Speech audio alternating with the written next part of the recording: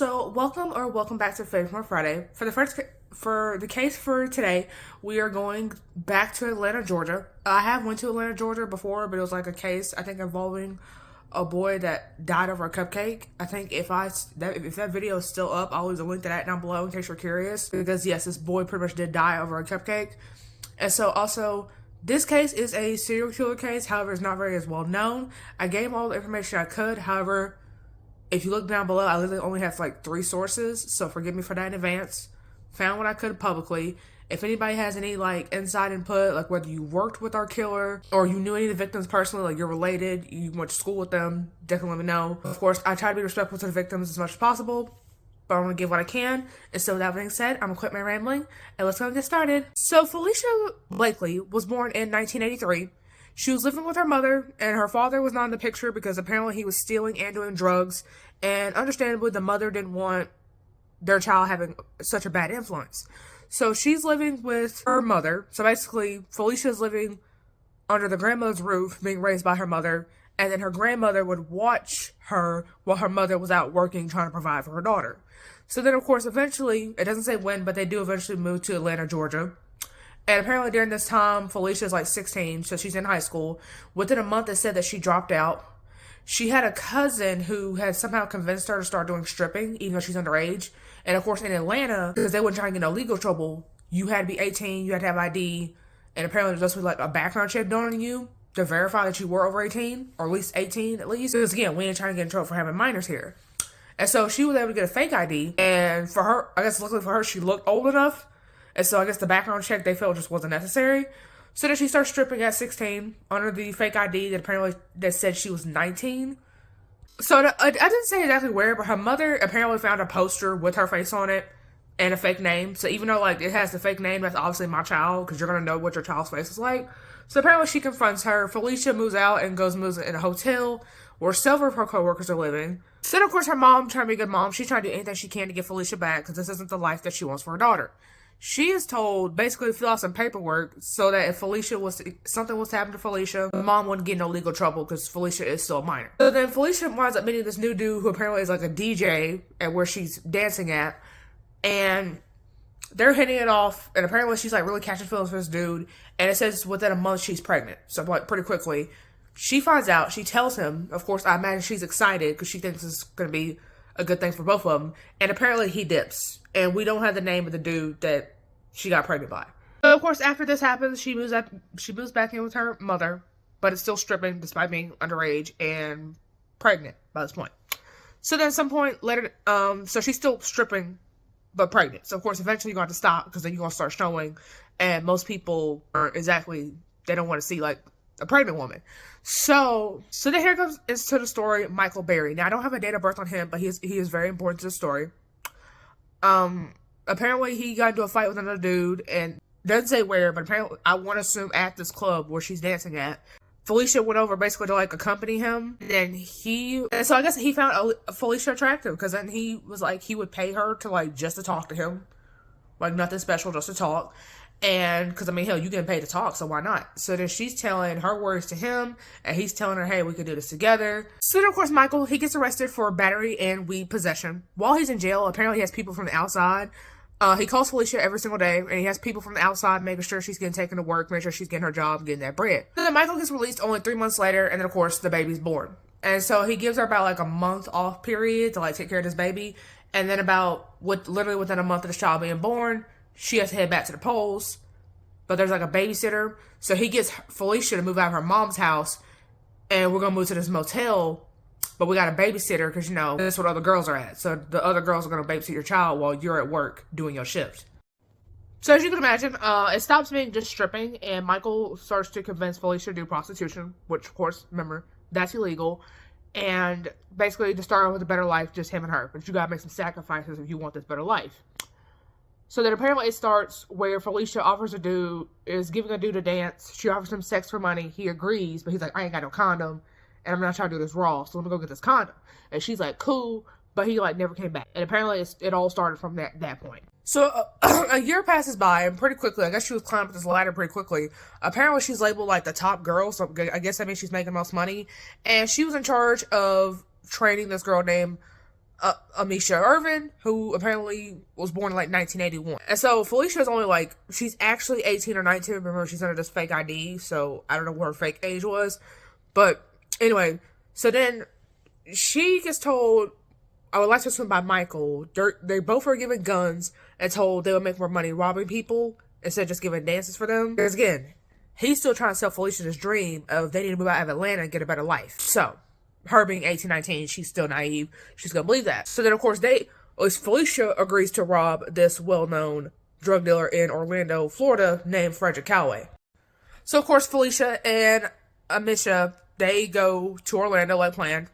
They go to Frederick's house. They somehow convince him to do a threesome. Then afterwards, they shot him and were attempting to rob him. But they left, because even though he was down, so he technically couldn't, like, attack them, they left with no money because they were scared. So he did survive. However, he apparently is paralyzed from the waist down. So, as you can imagine, for them to go to what was supposed to be a very successful plan, come back with, like, no money. As you can imagine, Michael's pissed. He pours alcohol on Felicia and sets her on fire. Miraculously, she only has minor injuries due to this fire, so the other girls were made to, like, pretty much nurse her back to health so she wouldn't have to go to the hospital and tell them, like, hey, this is what happened to me. And then the next mission he has, since you failed the mission with Frederick, I want you to go rob this other regular that came to the club often, named Raymond Goodwin. Now, I don't have a date of birth on Raymond Goodwin. He is important to the story, so if anybody has, like, a date of birth on him, please leave it down below, especially due to what happens to Raymond. Now, Raymond and Felicia apparently were actually friends, and he actually wanted her to have a better life. Not the better life of, like, her and Michael, the one he's trying to sell her. But basically, like, get out of stripping altogether. You're still young. You have potential. You're better than this. And so, of course, because of this, Felicia didn't want to do this, because, again, this is her friend. So, they're on the way for the next mission to go rob Ray. And apparently, Michael calls them, like, while they're on the way to this mission, basically saying, like, either rob him or don't come back. Since you already fucked up one mission, I can't have you fucking up another mission. So then, of course, he pulled up, and he lets Felicia in, because, you know, that's his friend. As far as I know, he didn't know Amisha, because she was there, too. Because, remember, they went together, like, because, you know, safety in numbers, I guess. But I was like, hey, I mean, she's a friend of Felicia. Felicia's a friend of mine. She can't really be that bad. Okay. So, the three of them are in the house drinking, and right, apparently, when she's supposed to be making her move to, like, rob him, Claudel Christmas arrives, and he was born on July 13th, 1967. So then she calls Marcus back and is like, hey, there's somebody here, so I can't rob him, because that's a witness. So then Marcus goes from you have to rob Raymond to now you have to kill both of them, so now there's definitely no witnesses. So then apparently she goes back into the living room, because she went to like a different room also to take this call, so the boys don't hear exactly what her plans were to do to at least Ray. She goes back in, she's on speakerphone with Michael, so I guess I don't know if he wanted proof or she just to prove that she did the job. But she goes back in and she shoots Claudel, who apparently she didn't even know this man. This man was here at the wrong place at the wrong time. She shoots Claudel on the right side of the head. That obviously kills him. And then she shoots Ray several times all over his body. And that basically she killed both of them. And Amisha basically was there as an accessory. So, Michael, okay, so I guess they're still on the phone with Michael. Michael says, wipe the scene of any evidence they can, like, tie back to you and dip with whatever money you can get. They only leave with, like, a couple $100. And little did they know, Claudel was actually on the phone with somebody at the time that he was shot. So, whoever he was on the phone with, because they didn't say, they're actually a witness too. But, of course, the girls, they didn't realize he was on the phone with anybody. That person calls Claudel's sister and is like, hey, I heard some gunshots, I'm concerned. And his sister's actually the one who found the bodies. Sorry, Ray's sister is the one who found the bodies. And then, of course, Michael, he's not satisfied with the amount of money they brought back, even though they literally just killed 2 innocent people. So he sends them back out, and they find a man by the name of Demetrius Tweedy, who apparently they notice has a lot of jewelry on him. So he would be a perfect suspect, because obviously all his jewelry, he must have something on him. So I don't have a date of birth on Demetrius, but I did find, like, somewhat of an obituary. And I say somewhat because, like, there wasn't a date of birth, but there was, like, the town he grew up in, his high school and all that. So I'm gonna list that now. So apparently, before Atlanta, he was living in Akron, Ohio, until like 25. That's when he moved to Atlanta. So while in Akron, I guess it would consider his hometown, he had graduated from Bushtill High School, which I think that's how you say it, and Acorn Barber School, and apparently he was the barber of the year for like 3 years. So he must be like pretty good. And sadly, he did leave behind a son. And the son, apparently, he had named after somebody, but didn't say who he named it after. And I don't even have the son's name. So if anybody, like, wants to disclose that knows that, because the son technically is an adult now, that would be helpful. So it's not that the child's name doesn't matter, it's just it literally could not find it anywhere. So maybe because the kid was a minor when this happened, and like obviously we ain't leaking names out if you're a minor. So yeah, but if anybody knows, like, help a girl out. So Felicia takes Demetrius to the back room as like a cover, while the other girl, Amisha, I don't even know how you say her name. At this point, I really don't care. She is looking for things to steal. Demetrius actually catches on pretty quickly. He obviously confronts the two. Felicia shoots him several times. That, of course, kills him. They only get like several $100s out of him as well, but they also take the car as an extra because they're like, look, we just killed like 3 people. We ain't trying to like go back out. We're going to take the car as an extra. So then Michael, I guess he still wasn't satisfied with how much money the two girls were bringing in. He was sending them on a week-long robbery spree in Atlanta. And of course, they were robbing mostly restaurants, and apparently, like, one site apparently said specifically chicken restaurants. And they eventually get caught because an employee, they were both in the bathroom, they were talking about how they were going to pull this robbery, and an employee had overheard them in the bathroom talking about the robbery, and they were acting suspicious, so they alert the police. The police show up. They get the car that they had shown up in, and sure enough, that's Demetrius' car. It came back to Demetrius. Demetrius had already been found dead at this point, so that's, like, suspicious. So then Felicia pleads guilty to all 3 murders and the attempted murder of Frederick. Amisha only admits to assisting to the robbery, so yeah, I was there. I knew it was going to happen. I helped dispose of evidence, but I didn't help kill anybody, so I guess she was hoping to get off light. And neither one of them ever mentioned Michael, so I guess something was going to happen. I guess they were scared something was going to happen if they mentioned Michael, so they never mentioned Michael. Felicia would plead guilty to multiple counts of murder and robbery. She actually had the death penalty on her at one point because she was over 18, so she did qualify. However, defense said take it off because of how young she is. So it gets taken off, and both Felicia and Amisha are sentenced to life in prison, and Michael somehow never legally got charged with anything. I don't know if she's still doing this, but apparently it said that she was writing letters to Michael while still in jail. So I guess she thought, I protected you, so like, we're still gonna communicate with each other. And it didn't say whether Michael was writing back, but apparently sometime in like February 2004, Michael would get arrested for an unrelated drug sting, so nothing about the murders. Apparently he was involved in a drug sting. He posted 15 grand bail, that's all they require for bail, and he didn't come to court, which of course that's required when you commit a crime, you go to court. So he gets arrested a whole ass year later on some new drug charges, and he's brought to Fulton. And apparently he's been in and out of prison ever since, and I searched his name up, like, before I recorded this video to see if he currently was in jail, because since we have his real name, and he's not in prison. And I don't even know if this man's even still alive. So yeah, that's all we have on Michael. So then in 2017, a movie came out regarding the story called When Love Kills, the Felicia Blakely story, which is pretty accurate, except for, like what the characters look like. Now, Michael, I would say he is somewhat accurate, but, like, Felicia, she's not, I wouldn't say she's really, like, looks-wise, she was not really that accurate. That's what I'm gonna say. The acting was good, but, like, looks-wise, she wasn't. Our ads, but it's free, so, you know, there you go.